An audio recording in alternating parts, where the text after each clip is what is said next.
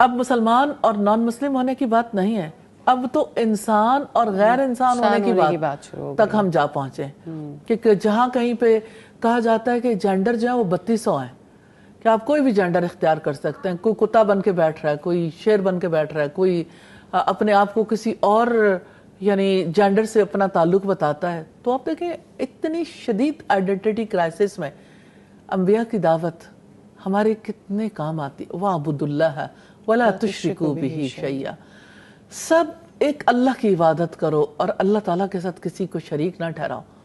یہ جو ڈاؤٹس ہیں، یہ جو کنفیوژنز ہیں، یہ ہیومن برین پر جیسے اثر انداز ہوئی، یہ بالکل تارے عنکبوت ہے۔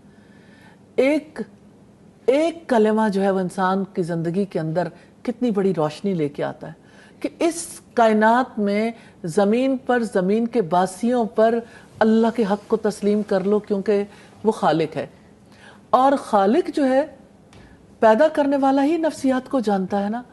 اور جیسے کہ قرآن حکیم میں آتا ہے اَلَا يَعْلَمُ مَنْ خَلَقَ، کیا وہی نہ جانے گا جس نے پیدا کیا؟ تو پیدا کرنے والا تو جانتا ہے، اور پیدا کرنے والے نے جو کچھ بتایا اس کو تسلیم کرنا ضروری ہے۔ اور جب کوئی کلمہ پر یقین کر لیتا ہے، اللہ سبحانہ تعالیٰ کی بات پر یقین کرتا ہے، تو اللہ تعالیٰ کی بات پر عمل پیرا ہونے کے لیے راستے بن جاتے ہیں۔ تو بات تو اتنی ہے کہ اللہ سبحانہ تعالیٰ کی ماننی ہے یا غیر اللہ کی ماننی ہے، تو غیر اللہ کی مان کر تو حالات یہ پیدا ہو گئے، تو فَفِرُّوا إِلَى اللَّهِ، اللہ کی طرف بھاگنا ہے۔ آسان راستہ یہی ہے کہ آپ خیر بات کہہ دیں ان سارے ڈاؤٹس کو، ان ساری الجھنوں کو، انتشار کو، اور آپ ایک اللہ سبحانہ وتعالیٰ کی طرف رخ کر لیں۔ ہر نماز میں یہی لیسن ہے بہتر کہ آپ اللہ کی طرف رخ کریں گے۔ یہ ایک سمبولک ہے نا کہ ہم جب قبلے کی طرف رخ کرتے ہیں تو دراصل اللہ سبحانہ تعالیٰ کی طرف رخ کرتے ہیں جی۔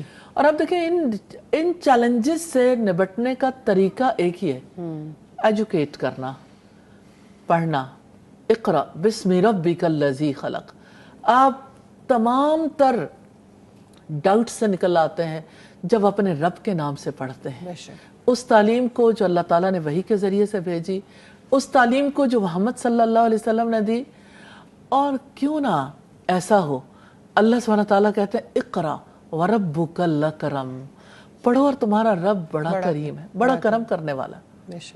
اور انسانوں کو یہ حقیقت سمجھ آ جائے اپنے حق میں تو، اور جس کو سمجھ آ رہی ہے، آپ یہ دیکھیں کہ دنیا میں بہت بڑی چینج بھی آ رہی ہے جی بالکل۔ دنیا میں لوگ اسلام کی طرف لپک بھی رہے ہیں، اور وہ جاننا چاہتے ہیں، اپنی آئیڈینٹی کو پہچاننا چاہتے ہیں، لیکن دوسری طرف سے کنفیوژن کا میدان بہت گرم ہے۔ تو قرب قیامت کا دور ہے، اور اس دور میں حل تو وہی ہے جو امام مالک نے کہا تھا کہ اس امت کے آخری حصے کی اصلاح بھی اسی طرح ہوگی جیسے پہلے حصے کی اصلاح ہوئی تھی، اور پہلے حصے کی اصلاح قرآن سے ہوئی۔ تو قرآن و سنت ہی ہمارے لیے حل ہے، اس کی تعلیمات ہی ہمیں ان تمام تر تکالیف سے بچا سکتی ہیں۔